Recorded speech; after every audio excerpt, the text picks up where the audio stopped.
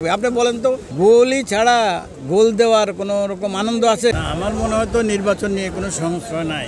অনেকে অনেক দাবি তুলতে পারে, এটা স্বাভাবিক জিনিস। দু চারজনের দল হইলেও তারা একটা দাবি তুলতে পারে, বলতে পারে। এই পদ্ধতিটা কয়টা দেশে আছে। আসলে কোনো মারামারি ফালাফালি এটা যুক্তিসঙ্গত না, এটা ভালো জিনিস না। আসলে কারো লাইফ নিয়ে টানাটানি করা বা কোনো বিশৃঙ্খলা সৃষ্টি করা এটা কোনো কারোই কাম্য নয়। কিন্তু কথা হলো কোথায় থেকে কি হচ্ছে না হচ্ছে এটা তদন্ত করলে আসলে প্রকৃতপক্ষে এটার রূপ বাইর হয়ে যাবে। কারা এই সমস্ত ষড়যন্ত্র করতেছে, কী জন্য ষড়যন্ত্র করতেছে এটা তারাই বলতে পারবে, এবং প্রশাসন এটা ভালো করে খতিয়ে দেখলে তারপরে বুঝতে পারবে যে আসলে কী জন্য এটা হচ্ছে।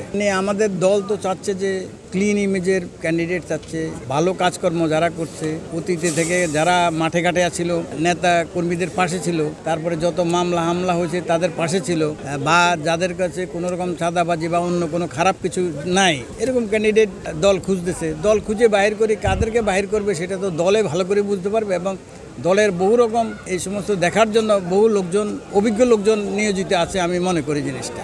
আমাদের দল অবশ্য এরকম বিশৃঙ্খলা কোনো কিছু পছন্দ করে না, বা কেউ চাঁদাবাজি করলো সেটাও পছন্দ করে না। আমাদের ভারপ্রাপ্ত চেয়ারম্যান সাহেব এই ব্যাপারে অনেক সচেতন। সে অনেকভাবে দেখেন, কেউ কোনো কিছু করলেই সে বহিষ্কার করে দেয়, বহিষ্কারের পরে হয়তো আবার আজীবন, সাময়িক বহিষ্কার করে পরে আজীবনের জন্য বহিষ্কার করে। আমার মনে হয় এগুলা দল কিন্তু ছাড় দিবে না। এটা বড় দল, অনেক মানুষ এটার সাথে জড়িত আছে, অনেক ছাত্র দল, যুব দল, স্বেচ্ছাসেবক দল, শক্তিশালী মানুষগুলা এই দলের সাথে জড়িত। যেই দিকে যে নিয়ে নমিনেশন পায় সব লোকে ওখানে চলে যাবে। এটা বড় দল, এটা একটা প্রতিযোগিতা থাকবে। আপনি বলেন তো গোলই ছাড়া গোল দেওয়ার কোনো রকম আনন্দ আছে? বলেন জিনিসটা, এটা প্রতিযোগিতা থাকার মধ্যে একটা আনন্দ আছে। কয়েকজন প্রার্থী আছে, এটা ভালো দল, ভালো বলেই তো এখানে সব লোক আসছে। অন্য ছোটোখাটো দলে এরকম লোক যায়, আপনি দেখেননি জিনিসটা, এত কম্পিটিশন আছে। এটা থাকবে, ভালোর থেকে ভালো অনেক অভিজ্ঞ লোকজন এটার সাথে জড়িত হয়েছে, ভালো ছাত্র রাজনীতি করে এই সমস্ত লোকজন এটার সাথে ইনভলভ আছে।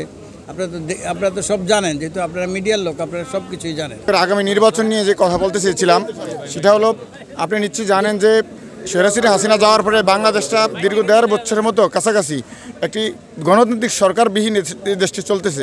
সুতরাং আমরা চাই আগামী 2026 এর ফেব্রুয়ারি মাসে যে নির্বাচন হবে, ওই নির্বাচনের মাধ্যমে এদেশে একটি গণতান্ত্রিক সরকার প্রতিষ্ঠিত হয়ে এদেশে মানুষের ভোটাধিকার প্রতিষ্ঠিত হবে, গণতন্ত্রের অধিকার প্রতিষ্ঠিত হবে, মানুষের বাক স্বাধীনতা প্রতিষ্ঠিত হয়ে এদেশের মানুষ তাদের সেই কাঙ্ক্ষিত অধিকার প্রতিষ্ঠিত লাভ করবে।